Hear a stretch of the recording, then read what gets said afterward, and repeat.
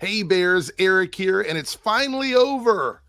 That's right, it's finally over. The Acolyte Season 1 is done. We just got finished with the final episode of the season. I have to say, it's one of the few shows that we actually were counting down the minutes for it to get released on Disney+. Very few shows do we do that for anymore, but this one, we were there ready to watch it every single week. That's how much we were enjoying the show. If you'd like to see my individual thoughts on every episode with spoilers, you can head over to my other channel at Eric's Reloaded. I reviewed, I think, every episode this season over there. So you can go over and check out my individual thoughts on each episode if you'd like. I thought I was very fair in my reviews. I didn't love every episode of the season. Some of them I did, some of them I didn't. It had some ups and downs. That's the way it is with most TV shows. And when you're reviewing a show week to week, you have to look at the short narrative and the longer narrative of the season. We're going to talk more about that in a second. This is kind of what this video is about. But the show wasn't perfect. And that's where we're going to start with this. Okay. You should not have the bar set to perfection when it comes to the quality of a show. And I've talked about this many times at lengths, sometimes on streams, where it seems like any time a show comes out, at least in the last few years, that has any sort of diversity in it, whether it was advertised as being diverse or just happens to be diverse, any show that comes out with that sort of design as the main cast, the bar for that show is as follows: perfection or trash. That is the way the Fandom Menace and a lot of these guys, and I'm using air quotes here, review these kinds of projects. It's an unobtainable bar. It's a bar that is not shared with shows and movies that still reinforce the status quo. What I mean by that is typically the movies and TV shows that have white guys as the lead. Those shows can have ups and downs. Those movies can have ups and downs. There can be little hiccups in those things. But if you're a diverse show at all, you got a gay guy in it, a trans person, a person of color, a woman, any sort of character that is not of the status quo, the bar is set so high, it is an unreachable goal. And now I know a lot of you out there who have not enjoyed The Acolyte, whether it's honest to goodness, like you don't like it, or you're just saying that because of the diversity. You're probably saying, no, there were actual things that criticism about the show. There were actual problems with the show. And you're right, there were some issues with the show that I think could be discussed. There were some issues in some of the episodes that could be discussed, but that's not what I'm talking about. Again, I want to make this very crystal clear. I am talking about the bar that is set for something to be an acceptable piece of art in the greater fandom. When it comes to stuff that is diverse, they have to work twice as hard and on Sundays and be perfect in order for a lot of these people to even consider this content to be valid, valuable. They have to work way, way, way harder for this. We have to work harder for this. And it doesn't matter if something is advertised on the back of diversity or not. It just simply having a woman involved, having a gay person involved, having a black person involved, any of those things immediately raises the check boxes for the Fandom Menace crowd.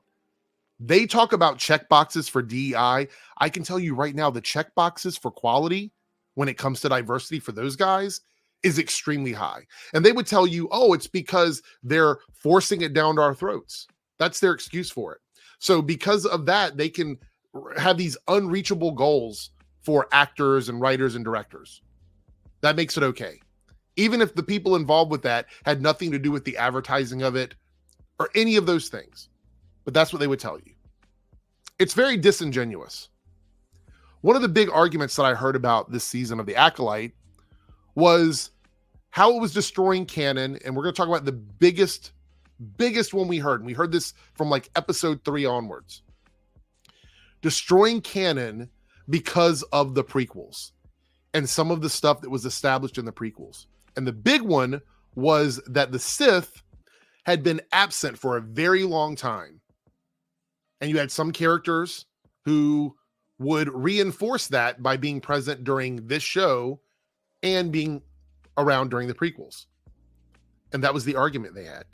And this is where criticism and reviewing and how you review media, whether it be binge model, week-to-week releases, movies, this is where media literacy comes into play.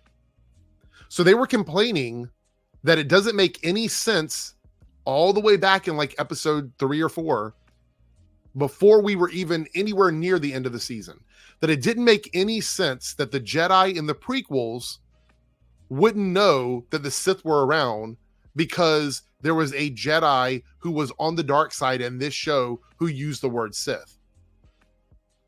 Even though we were watching characters getting systematically unalived throughout the series, leaving like no paper trail whatsoever. And a lot of us were saying it's a week-to-week show. That is the long form story. That is the big part of the story that we have to wait the whole season for. You're not going to find or get the answers for the season-long mystery on episode 4. Media literacy. I'm going to keep saying that. That is not how you review TV shows unless you're being 100% disingenuous. Unless you're reviewing it specifically to badmouth it, to trash it, to reinforce your narrative. That's the only reason you would review it that way, because it doesn't make sense to review TV that way. You don't get all of the answers in the 4th episode of an 8, 10, 12 episode season. It doesn't happen. But that's what they have to use to convince people that it's not good, to convince people that the crew behind this show don't know what they're doing. That's how they do that. And then we find out in the finale, and this is where we're going to start talking spoilers.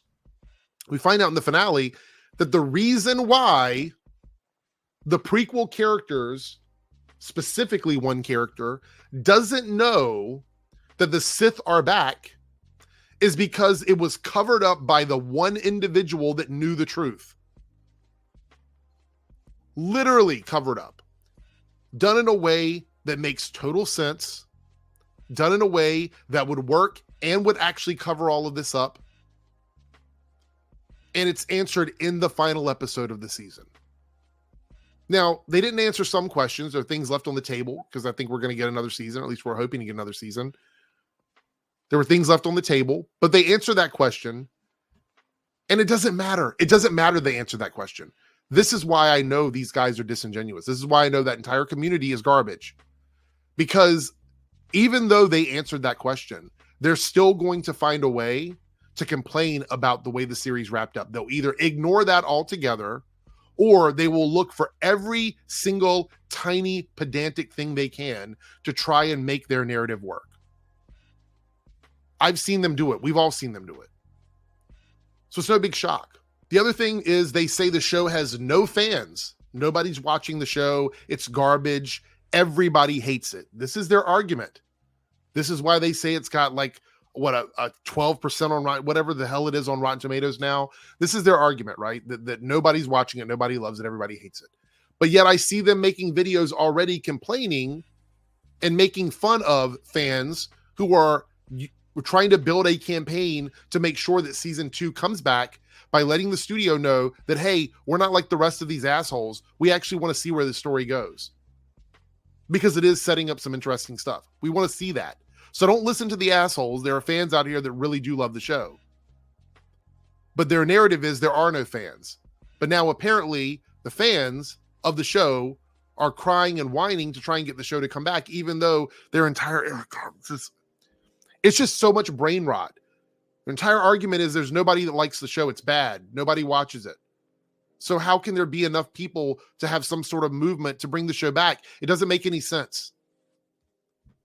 These guys are not serious critics. They're not serious reviewers. They are literally these culture hounds sniffing out everything they can to try and push their narrative. And now, completely unrelated to this, but now their channels have turned into Trump and Republican channels.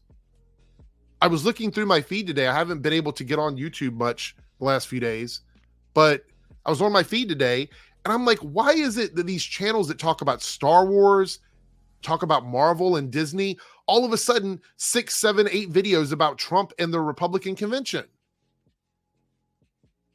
These are the same people that argue that all of these shows are too political. But then the minute they can jump on a political bandwagon and start pushing their politics on their channels, they do it. They're all scumbags, every single one of them. They're liars, they're grifters. It's so frustrating because I think The Acolyte was a very strong series. It's a very good series as an entry level into Star Wars for people who have not watched a lot of Star Wars in the past. And believe it or not, there are some people that have never seen Star Wars. This might be their first show getting into Star Wars. And so they're getting an opportunity to get introduced to characters and the storyline before we ever get to anything in the future. Was it perfect? No, but that shouldn't be the bar. The bar should not be perfection. The bar should not be the show is garbage because it doesn't make any mistakes. Like I said, shows with the status quo, aka a white guy in the lead, gets a lot of grace and gets a lot of space to make tiny mistakes. It doesn't get scrutinized the same way these shows do. It just doesn't. You will never see a video, you'll never see one where they go through as much trouble as they do. I'm not going to say videos, mountains of videos, where they go through and try to disparage those kinds of things like they do women, people of color, women of color especially, gay people, trans people. You'll never see some sort of concerted effort against a series that has a white guy as the status quo. The only time they will ever come after another white man, straight cisgender white man, the only time they will ever do that is if that man is sticking up for diversity in media. Once you do that, that is a scarlet letter. You're branded for life from these guys, 100%. I really enjoyed The Acolyte. I think it's a very strong entry into Star Wars. Some of the best fight scenes we've seen in ages. Some of the best storylines we've seen in ages. There's a lot of great things in the show. And it doesn't have to be perfect. It doesn't have to. That's not the bar. Anyway, I just want to talk about this. Let me know what you guys thought about the finale for The Acolyte. Did you like it? Did you not like it? I know some people that weren't feeling it. Again, if you want to know any of my detailed thoughts, there's a whole series of videos on my Eric Shiloda channel. Definitely check that out. Thank you guys so much for subscribing this channel. The numbers are going up. You guys are really working hard out there. So become part of the revolution. Hit subscribe, leave a comment down below, leave a like, and I will talk to you guys in the next video.